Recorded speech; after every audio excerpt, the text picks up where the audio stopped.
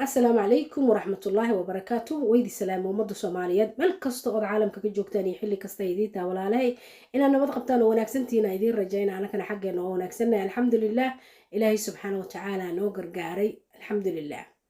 سلام الدوديات وحرب أنا سؤالي دي ويدي ضدك صوماليات عقلك وصاحبك waxay kula tahay Soomaaliya maanta wajiga ay leedahay inay u yeeleen amba dhibaatada maanta Soomaaliya ay istaa kala qoban tahay in dad aanan la garanayn wadankeena u dhalan ee wadankeena joogaan ee dadkeena laynayaan dad boqolkiiba boqol muslimiinana ah lagana yaabo dadkooda wadankooda xataa wax kale inay joogaan marka taama raba inaan ku sii dheeraado laakiin su'aasha aan rabaa inaan idin weydiiyo waxay tahay ma waxaad is leedahay Soomaaliya inay wajigan yeelato waxa sabab u ahay gumaysigii Soomaaliya yimid mase waxaad is leedahay cabdirashiid cali sharma arke dilkiisii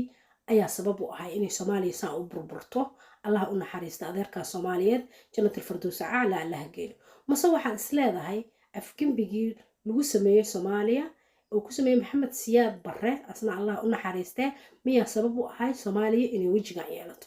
mase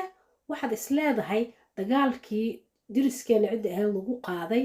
ayaa is leedahay waxa Soomaaliya kala jijibiyay oo sidan ka dhigay waa kuwaas mase waxa is leedahay jabhadihii Soomaaliya ka samaysmay kuna soo duulay rajiinkii markaa ka talinayay Soomaaliya ayaa dhibaatadan u geystay maxay kula tahay Soomaaliya inay wajiga ay maanta leedahay ay yeelato maxaa u sababahay ee adiga kula tahay waxaan rabaa ra'yigaaga quruxda badan inaad commentiga iigu soo qortid